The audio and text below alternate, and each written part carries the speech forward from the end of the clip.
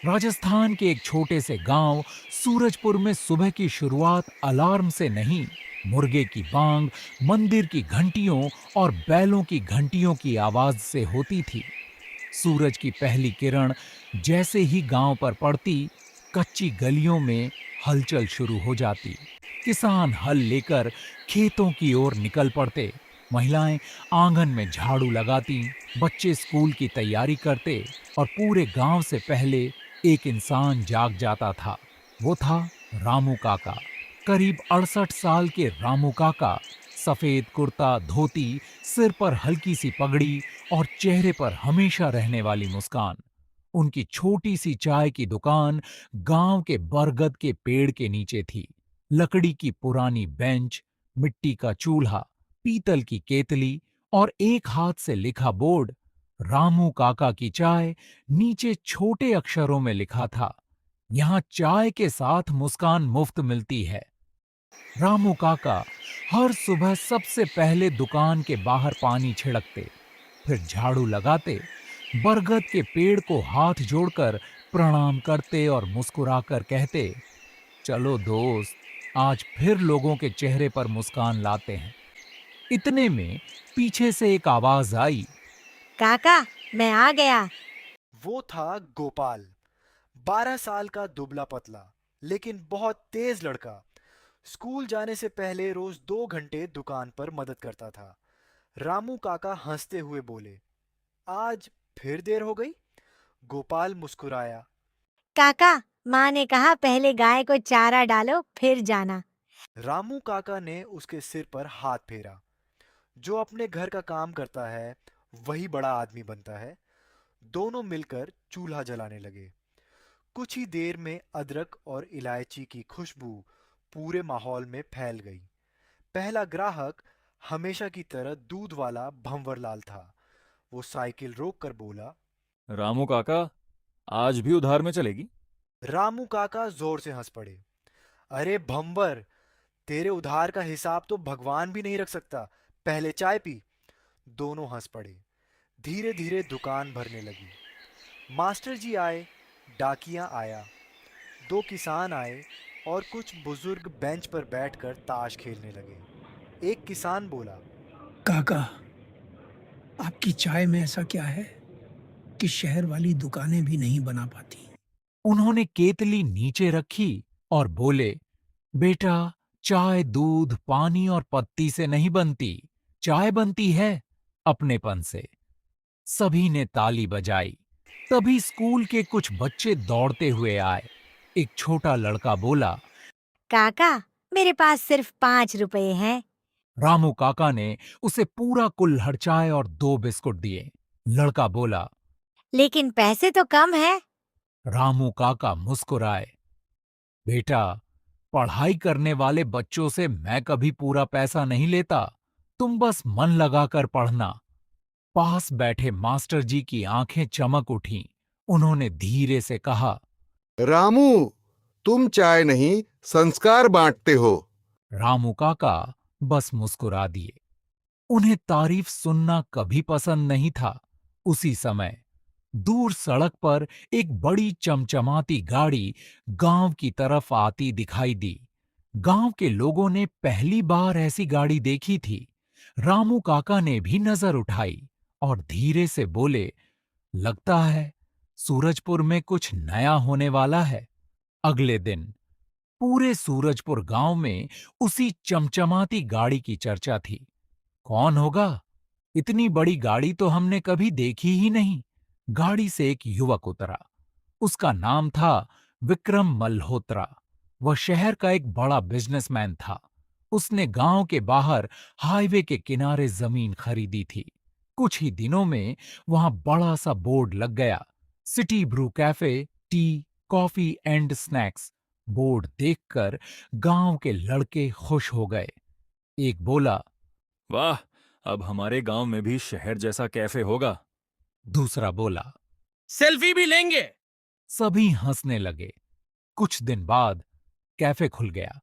रंग बिरंगी लाइटें, ऐसी तेज music, coffee machine, burger, pizza और बड़े बड़े पोस्टर। युवा लड़के लड़कियां वहीं जाने लगे। शाम होते होते कैफे में भीड़ लग जाती।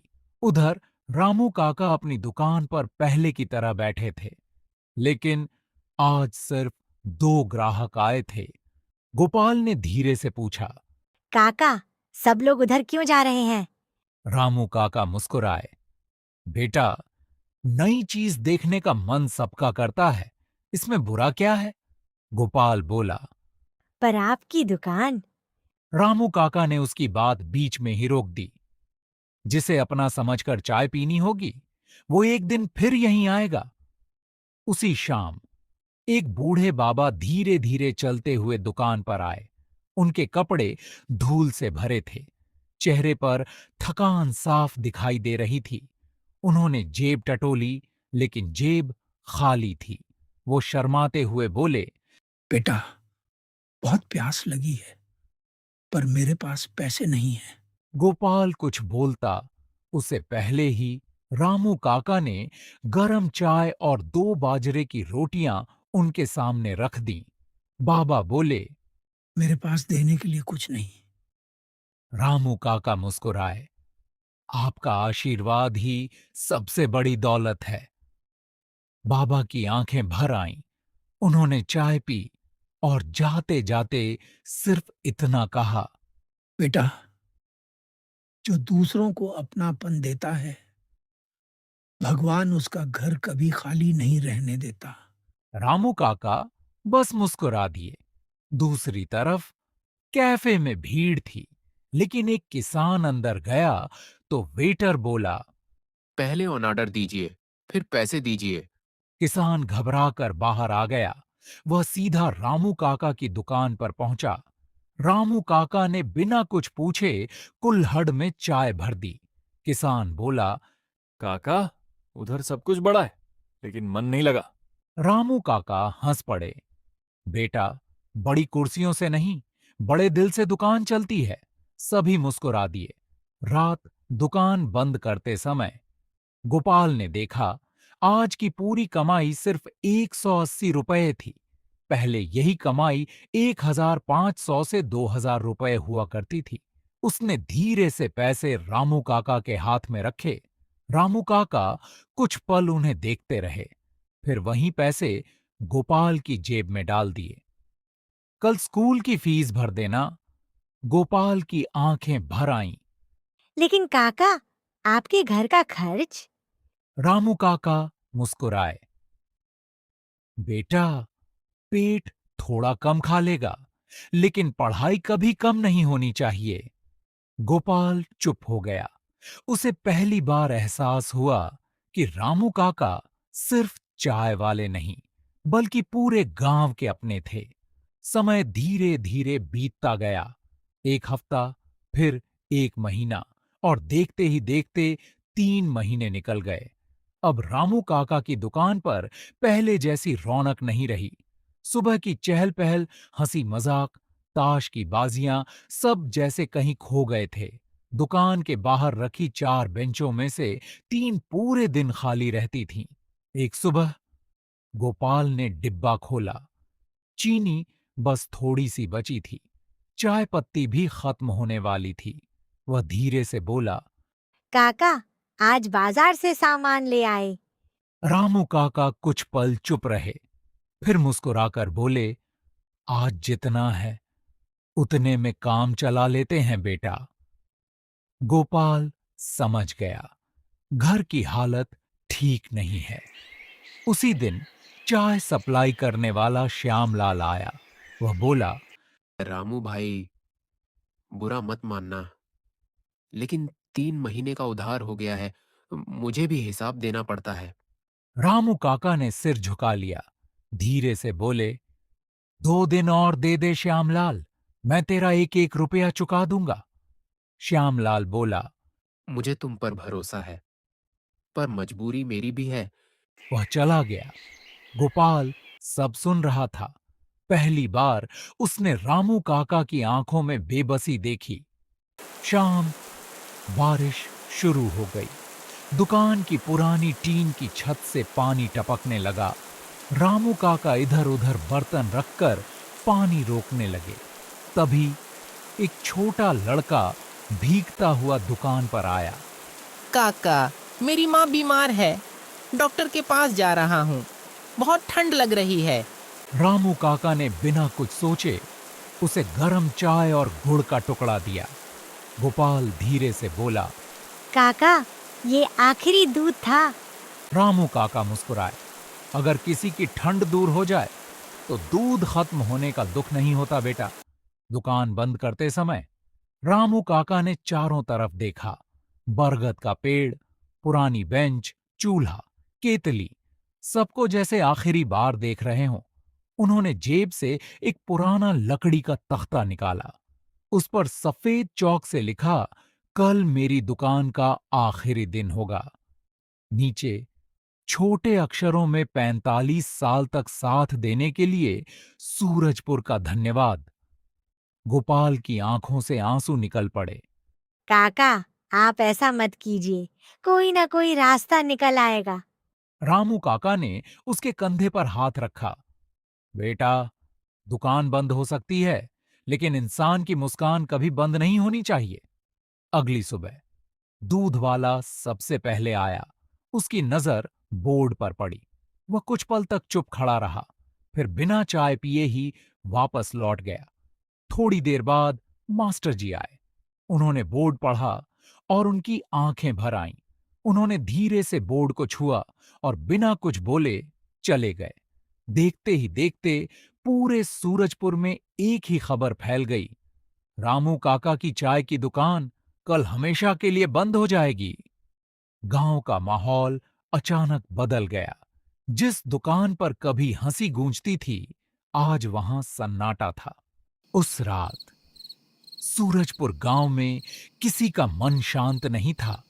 हर घर में बस एक ही बात हो रही थी, क्या सच में रामू काका की दुकान बंद हो जाएगी? पहला घर।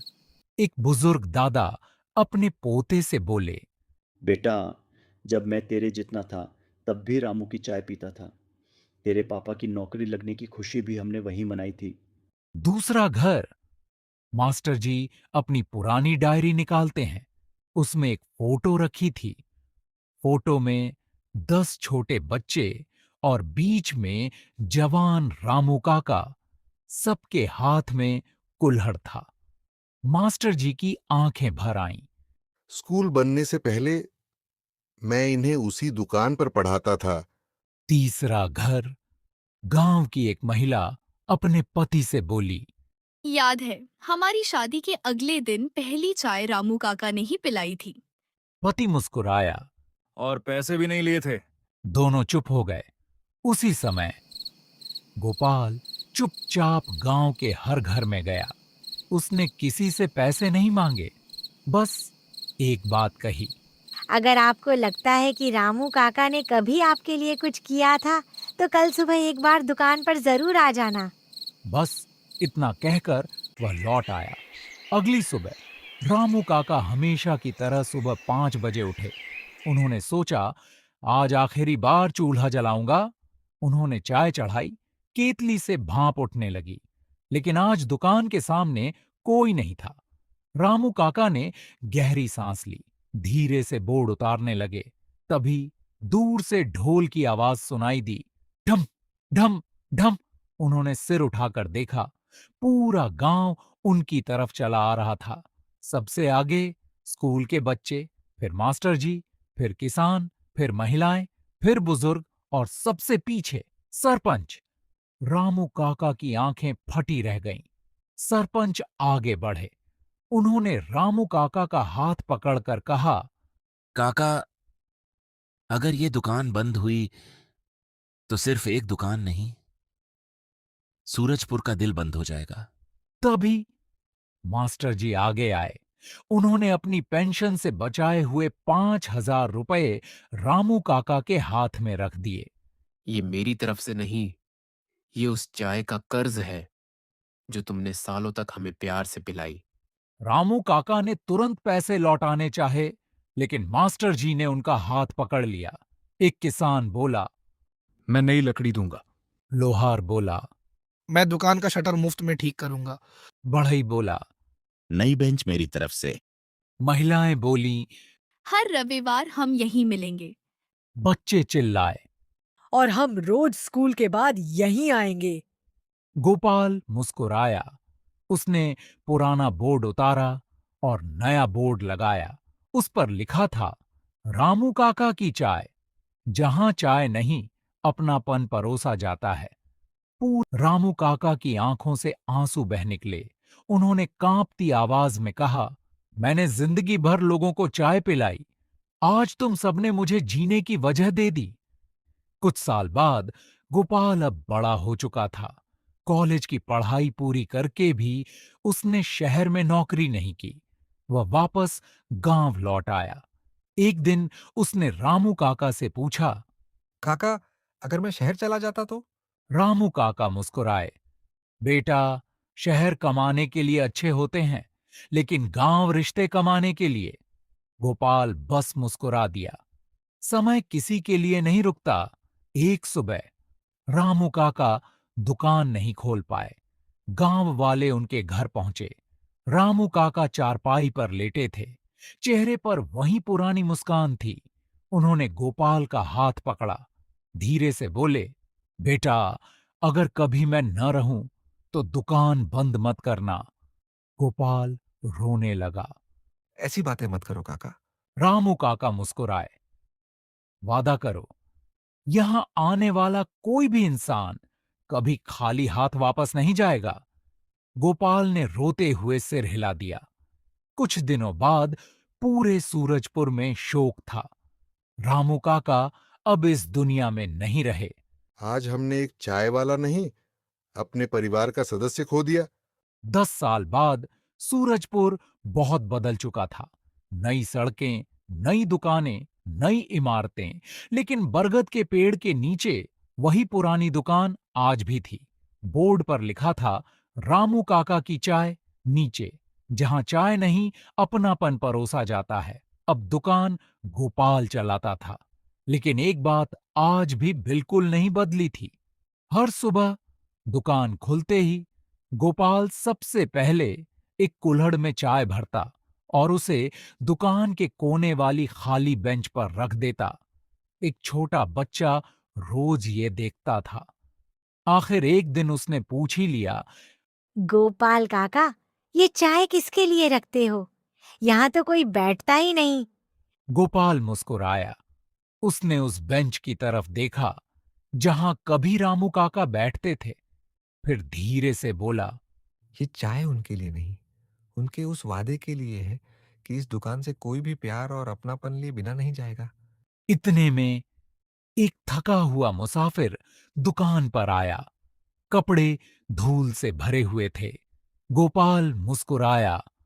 वहीं कुल्हड़ उठाया और उसके सामने रख दिया। मुसाफिर बोला, भाई, पैसे बाद में दे दूंगा। गोपाल हंस पड़ा, बिल्कुल वैसे ही जैसे कभी रामू काका हंसा करते थे। यहां पहले चाय मिलती है, हिसाब बाद में होता है। मुसाफिर की आंखों में चमक आ गई। बरगद के पत्ते हवा में झूम रहे थे। दुकान पर हंसी गूंज रही थी और ऐसा लग रहा था जैसे कहीं न कहीं रामू काका अब भी मुस्कुरा रहे हों। सीख दुकान की पहचान उसकी दीवारों से नहीं होती, वहां मिलने वाले अपनापन से होती है। पैसा ग्राहक ला सकता है, लेकिन प्यार ही उसे दोबारा वापस लाता है।